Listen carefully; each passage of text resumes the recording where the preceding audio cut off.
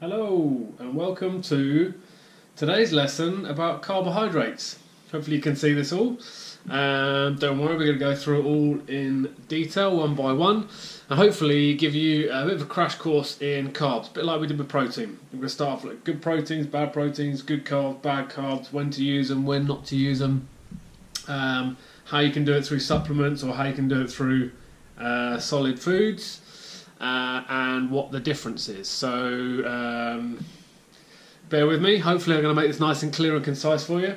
I have made some notes which I'm going to refer to just so I get it right. First things first, I am going to put this on, that is on my Instagram page. So it has got on there good fats, good carbs, bad carbs, proteins, fruits, vegetables, etc. It tells you goods and bads. That is on my Instagram page, which I will put on the screen here for you to look at. So, carbohydrates. This has got a brilliant just overview of what carbs are for. I'm going to read you the slightly longer version. Carbohydrates can contribute to the recovery of normal muscle function after high intensity and or long-lasting physical exercise, leading to muscle fatigue and the depletion of glycogen stores in skeletal muscle. So in other words, if you're training hard, you're going to need your carbs. Beneficial effects is obtained with the consumption of carbohydrates at a total intake of 4 grams per kilo of body weight within the first 4 hours and no later than 6 hours following intense and or long-lasting physical exercise. So you want to get into, like what I was saying about insulin before, insulin spikes, blood sugar levels. You want to get that in afterwards. Drive that insulin spike and get your body to absorb the carbohydrates to speed up that recovery. You can also use this one, as it says, you can use it before as a hypertonic, you can use it during as isotonic, and you can use it after as hypertonic. So you can use it before, during and after. The more I've looked into that after about the insulin spikes and like the pros like drinking full fat Coke, the more I think, especially that with Coke, is not a good idea. It's way too much sugar, and if you're doing that regularly, it's the starting of, if you did that all the time, it's the start of what could possibly be type 2 diabetes. It's too much sugar, pissing around with your insulin and your blood sugar levels. What we're going to see here is like the amount of sugar that's in product. So you can have things like this afters, because the sugar content's not so bad. You're not getting like a massive spike of sugar. So generally carbohydrates, you'll burn carbohydrates during exercise. So you do need them. If you're doing really high intensity stuff, the burning lactic acid feeling, you're going to need carbs for sure. Going to the gym, lifting heavy weights, and you're stretching your muscles, breaking muscle fibers, causing lactic acid, you're going to need carbohydrates. The lactic acid is your body burning carbs as fuel. That's the burning sensation that you get. Endurance athletes that are not training to that high intensity, they're more in that sort of level 2 bracket. If you're into your heart rate or power meter, you're burning more fats. But there'll still be periods where it will fluctuate into needing carbohydrates. So generally everyone needs carbs. Some need more than others for whatever discipline they're doing. There's a great fitness guru over in Canada, and he just always bangs on about it. You have to earn your carbs. And I totally agree with him. If you're not training, don't eat them. If you're training really hard, eat them at the right time. And that is before, during and after. And then you don't need them later in the day, etc, etc. So just the simples are before, during and after. Real simple. Now the big difference here you're going to have is good and bad. I have structured it from bad through to good loosely with what I've got here in the flat. So carbohydrates in real simple layman's terms is sugar. It's not great. It's not very good. You probably read it in the press, bits and pieces. Sugar's just not great. They've even taxed. Sure, thinking about taxing sugar products now. The old sugar tax. It's just not very good. So yes, it's a carbohydrate. Yes, it gives you energy. It has the same sort of properties as these guys, but generally the amount of sugar is just terrible. A lot of it is just the wear and tear in your internal organs and the visceral fat that will gather around your internal organs that you just can't see. So the trick with that is, when you go up to this other end of the spectrum, you want the carbohydrates but with the least amount of sugar in it as possible. So if you're going to stick with solids for the moment, good carbs would be rice. That's what I got in here. We got rice in here. This is a white rice. Difference between white rice and brown rice is more to do with the fibre content, really. So if you are going to have white rice, there's nothing wrong with it. Just up the amount of greens that you're going to have with your meal to compensate for the fibre, because it sort of kills off a little bit of that. Brown rice, brilliant. Why not? You don't have to worry about the fibre content, but rice is good. Potatoes are good, but sweet potatoes are even better. They've got natural glucose in there, really easy to digest, very, very good carbohydrate. Possibly one of the best ones out there. What else? Normal potatoes are okay, but if you can get sweet potato, definitely go with the sweet potato. Quinoa, you probably heard all about quinoa, you probably know it. It's quite a good one. So per 100 grams, you get 64.2 grams of carbs. Pretty good.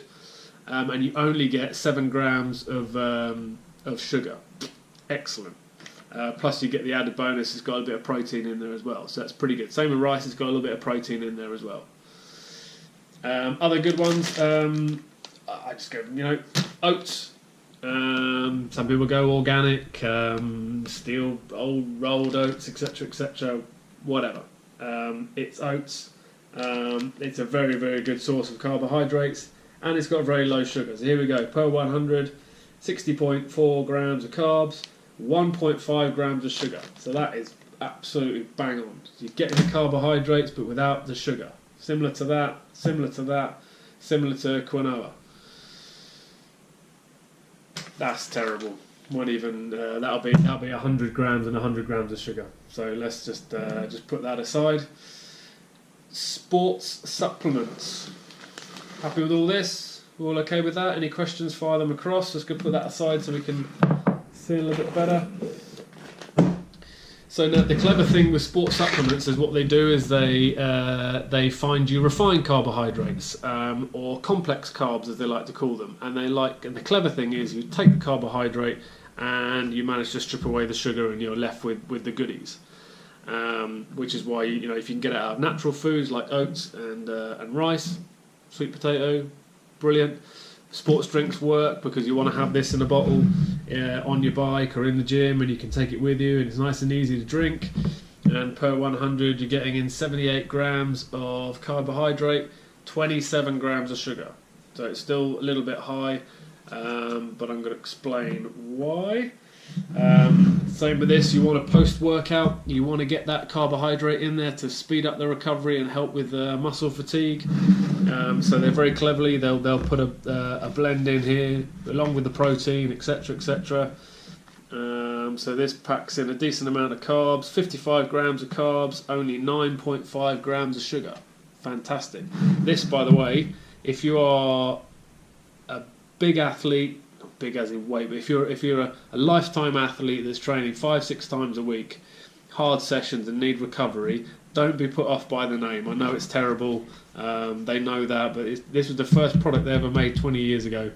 And the blend of protein and added aminos, glutamins, and carbs that are in there are the best thing that they ever made 20 years ago. So the carbohydrate they use in here, the main one, they got a glucose polymer, which is made from a brand of maltodextrin, but they've stripped away a bit of the sugar in there as well. There's a little bit of carbs from the cocoa powder, and a anything else in there. It's probably like a little couple of grams, whatever. Mainly from a glucose polymer, which is fantastic, which is similar to what they use in this. So this is a post-workout recovery, which has got carbs in it, with a low sugar count. Excellent, definitely worth using.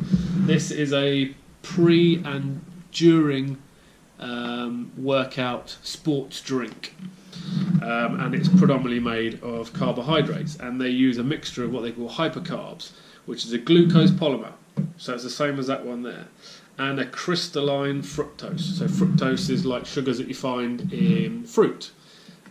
Sugary fruits are things like bananas, apples, etc. As far as sugars go, it's pretty good because it's all natural sugars, and your body breaks down very, very quickly, and it can also absorb it very quickly. And then very cleverly what they've done here is they've put extra electrolytes in. Where are we looking? Extra protein, extra electrolytes, extra vitamin C, and then stripped away a lot of the excess fat that's in there as well. So you're getting a really, really good quality carbohydrate. And there's no reason why you can't put this in with food as well if you need to. I know people that do. If you're trying to get carbs in during the day for various things, you can drink it because it's a nice orange flavour. You can put it in with your food as well just to get a better quality of carbs. But there are other sports supplements out there. The one that you'll probably most know is dextrose. Just get them nice tablets out of Boots and Tesco's, things like that. Now, it is basically exactly the same as sugar. So dextrose, 100 grams of dextrose is 100 grams of carbohydrates and 100 grams of sugar. So it's just the same as sucking on a big tablespoon of sugar. Terrible. Maltodextrins was the next one. That's what was sort of hitting the craze through the 80s and 90s. Pretty good for bodybuilders, big guys that want to just bulk up, their power to weight and getting skinny. Wasn't so worried. Maltodextrins. Per 100 grams, 95.2 grams of that is carbohydrates. 95 grams of that is sugar. It's just as bad as sugar. And let me tell you now, bodybuilders weren't taking maltodextrin when they were on their cut, 16-week cut to get ready for a show. Sugar content's atrocious. The real winner, and this is actually a real new one that's come out of Japan, I think it is. A handful of people do it, and it is called clusterdextrin, also known as cyclodextrin, HBCD. Highly branched chain cyclodextrin. The winner with this is, which is what I'm trying to sort of get across with all of them, you've got all the carbohydrates and no sugar. Per 100 grams, you get 100 grams of carbohydrates and 0 sugar. It's very, very clever. The other bonus of this is because it's a highly branched chained cyclodextrin carbohydrate, your body absorbs it and processes it so much better than anything else I've shown you so far on this video. So you can drink it in a powder. This is actually unflavoured. You can stick it in water, drink it. You can put it in with a flavoured. You put it in with a hydro tablet. Put it with your pre-workout, whatever. Drink it down really, really quickly. You don't even have to have that much. And you get a great result. It goes straight into your body. Your stomach or your gut process empties it really, really quickly. It's one of the fastest things you can put into your body. The gut emptying time is rapid. And then it goes straight through and your body absorbs it and uses it or pisses it out. And the quality of the carbohydrates you get in there almost acts like a stimulant. So it's tried and tested. I've been on this for months, or best part of a year. You can actually have a scoop of this instead. It does come in quite a big scoop. You don't even need that. You want to go just a clear powder.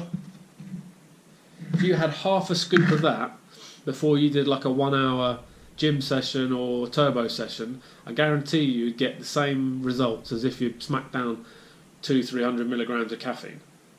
It does have a very, very subtle stimulant pick-me-up feel to it, but you then just get this amazingly sustained, constant, excellent source of energy. And whether you're doing a 1 hour session, 2 hour, 3 hour, sometimes I'm going to do 4 hours. You can take it, half a scoop before, have half a scoop in a bottle, have it with you. The clever thing would actually be to mix this in, half a scoop of this and a scoop of Pepto Pro, which is a fast-acting water-based protein. Have that in your bottles about 2-3 hours into a bike ride. That will carry you on for another sort of 2 hours, no problem. This is modern sports supplements at the pinnacle. Not many people do it, hence the reason I've had to go for a slightly lesser online brand to get it. But it does work and it's very, very good. If you're a track cyclist, you're going to love this. You can have it before your track meets, and you might do 3 or 4 races, and you can have a little top-me-up in between each race, and it's perfect because you're doing high-end sprinting efforts. Same with if you're an athlete, runner, you're doing 100 metres, 100, 200, 400s, that kind of thing. Long jumper, you might want to have this for that explosive power of carbohydrates. Your body will absorb it nice and quick and you'll use it. Gym sessions through the winter, definitely worth having it. I know loads of people, half a scoop of that, go to the gym. Brilliant. They even have like a half scoop or a quarter scoop with their protein afterwards to get the insulin spike, if they don't have a pre-mixed formula like that. So definitely worth cluster dextrin. Like I said, I'm going to put this on, cluster dextrin is on there. That is on my Instagram page. What I will also show on this video, you've probably seen there, I'm going to have good carbs and bad carbs come up on the screen, so you've read it as we're going along, so you can see what I'm talking about. Hopefully that all makes a little bit more sense. Carbs aren't the enemy. You can consume quite a lot of carbs. At the moment I'm on about 150, best part of 200 grams of carbohydrate per day, and I'm still losing weight. So if you have the right carbs at the right time of day, you're still performing and your body will use it and you won't put weight on. Carbs are not the enemy if you use the right carbs. So hopefully you now know what good carbs, bad carbs are. Don't be afraid of them. Use them. Oh, sorry, one more quick thing. I know that cyclists, they love eating pasta. Don't do it. What I'm going to tell you now is it's terrible because everyone loves pasta, and it's so easy and convenient. It is a man-made product. Okay, pasta doesn't grow on a tree. Pasta doesn't grow out the ground like potatoes, whatever, and rice. It is a man-made product. The quality of the carbohydrate's not very good. Your body doesn't digest it very well. It actually swells in your stomach. And the energy release you get from it's pretty average. It does the job, but these guys trump it hands down. Real simple, you just small changes. If you eat a lot of pasta now, switch to rice. If that's the one change you make this week, get rid of the pasta and start eating rice. Like always, any questions, fire them across. Here to help. Hopefully that's pretty easy to understand. I can see I'm going for about 18.5 minutes here, so it's quite a lot to take in. Thank you very much for listening. These videos are great. I'm getting great response from you guys. Share it with your friends, pass it around. I really want to get more followers and build up the whole YouTube channel. So keep watching. Cheers, guys.